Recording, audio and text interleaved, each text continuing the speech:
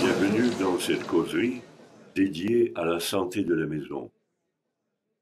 Dans les temps immémoriaux, l'homme était nomade.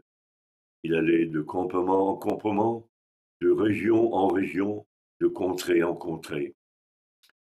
Puis il s'est mis à se sédentariser. Et pour cela, bien sûr, il construisit des maisons. Mais il ne les mettait pas n'importe où. Il observait la nature, les signes de la nature, et notamment les animaux.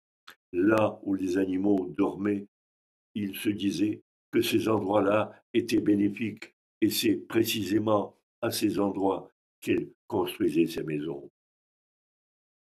Mais au fil du temps, les époques changèrent, l'ère de l'industrialisation est arrivée, de nouveaux matériaux de construction sont arrivés, moins naturels, de nouvelles technologies non entièrement maîtrisées sont arrivées, et les maisons devinrent moins saines, devinrent parfois malsaines, carrément pathogènes.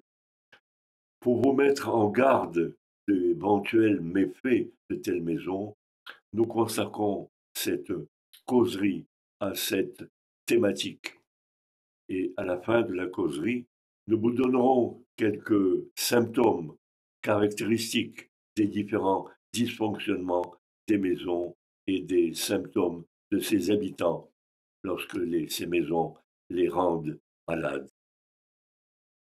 La géobiologie est l'un des outils qui concourent au rétablissement du bon équilibre au sein d'une maison.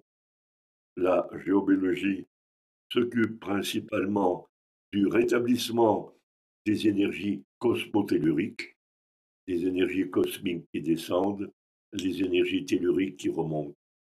Une maison saine est une maison au sein de laquelle ces deux énergies circulent librement.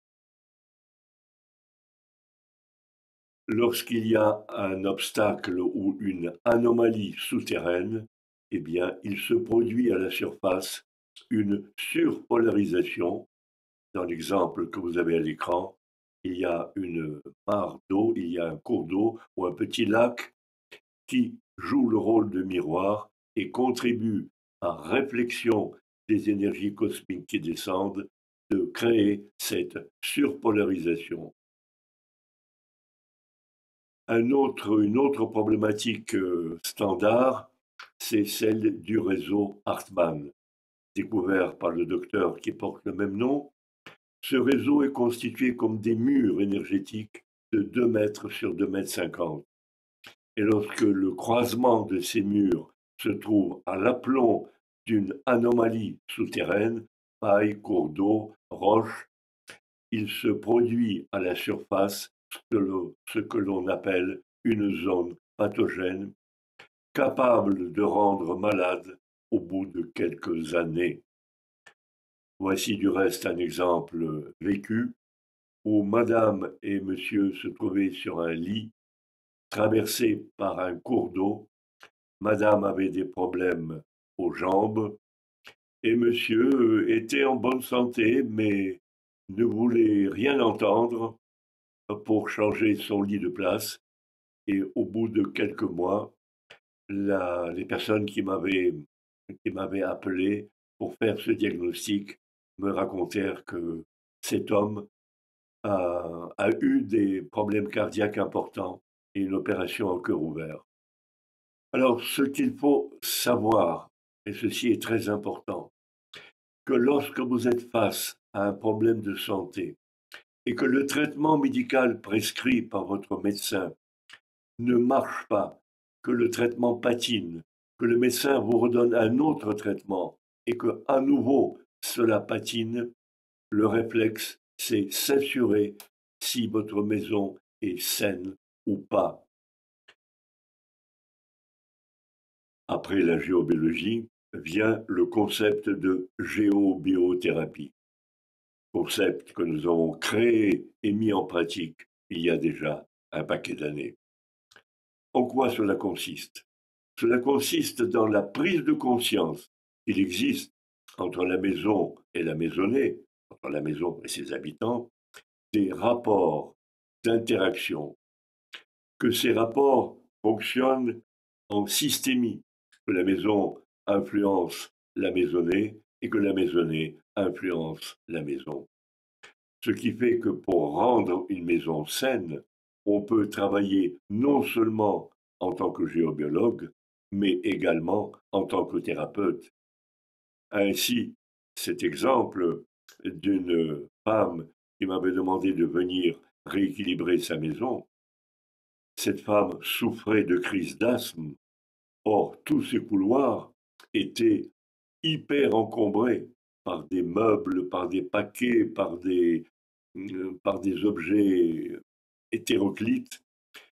Et je faisais prendre conscience à cette femme que les couloirs, c'est comme les circuits de respiration, les circuits de circulation dans la maison. Et si elle avait des problèmes de respiration, eh bien, il était peut-être nécessaire qu'elle désencombre ces couloirs de circulation énergétique. Ce qu'elle a fait, et ces crises d'asthme s'arrêtèrent. Si la maisonnée et la maison se renforcent mutuellement, cela contribue à augmenter la superficie de l'aura de la maison. Et l'aura de la maison est une zone d'harmonisation, à la fois d'harmonisation et de protection. Et si, en fonction des événements vécus, en fonction de la destination de la maison, en fonction de ce qui va s'y vivre, s'y dérouler, le renforcement mutuel continu, cette maison peut devenir un haut lieu énergétique. Les différentes histoires de vie qui se déroulent au sein d'une maison vont contribuer à la charger en mémoire des lieux.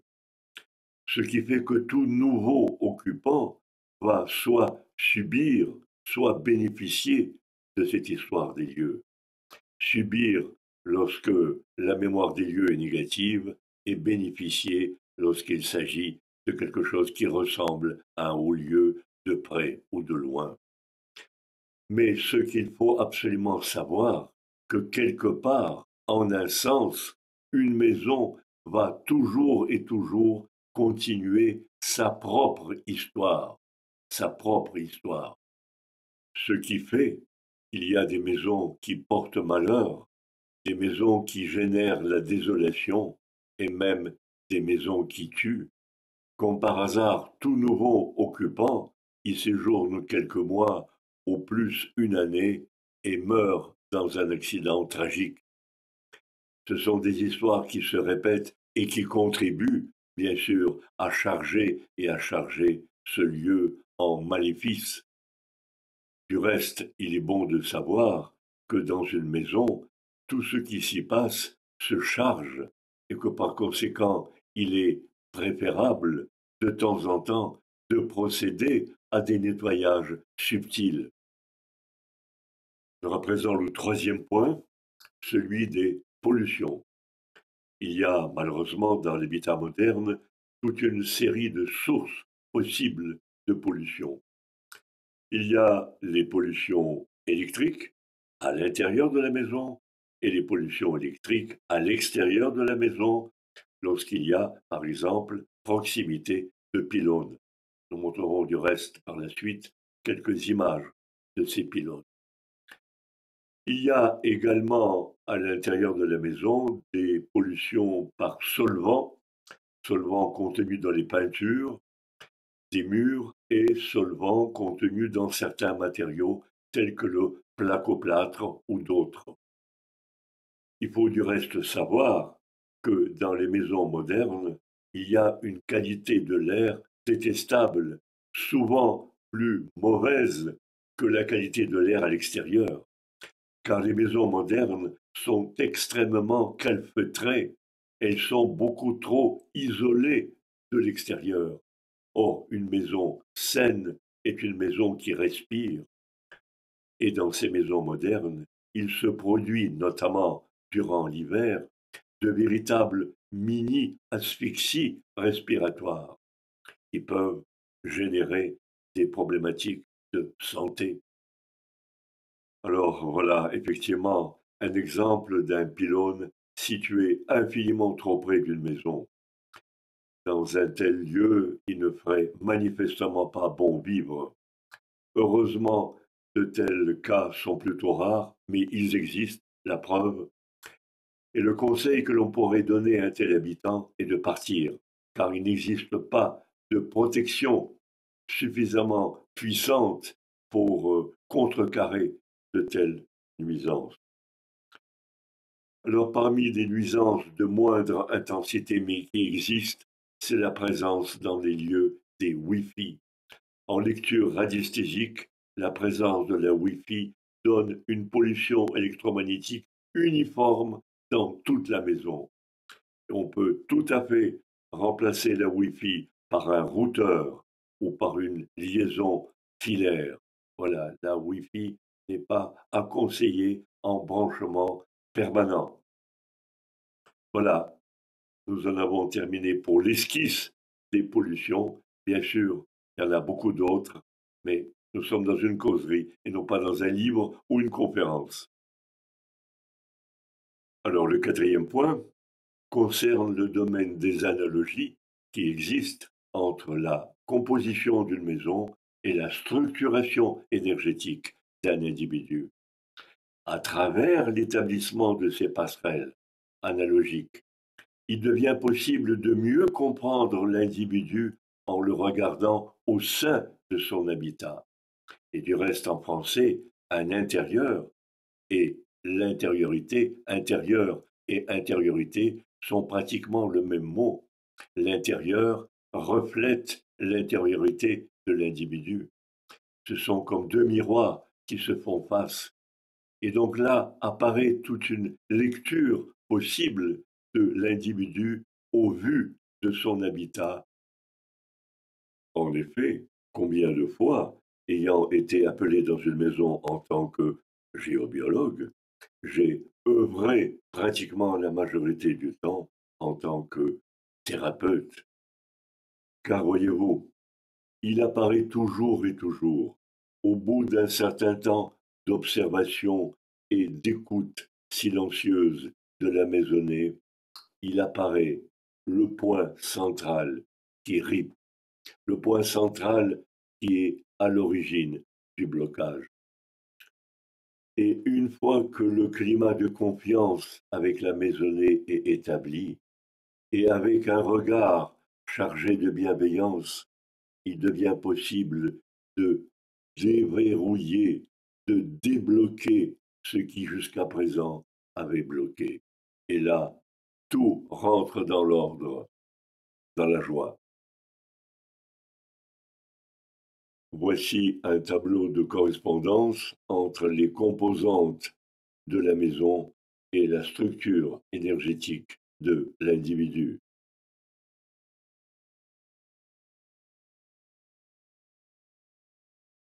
Alors voici à présent la liste des principaux symptômes susceptibles de vous alerter sur le mauvais état de santé de votre maison ou sur votre propre état de santé provoqué par votre maison. Si ces symptômes perdurent, il vous appartient de faire venir un géobiologue ou de consulter quelqu'un de compétent.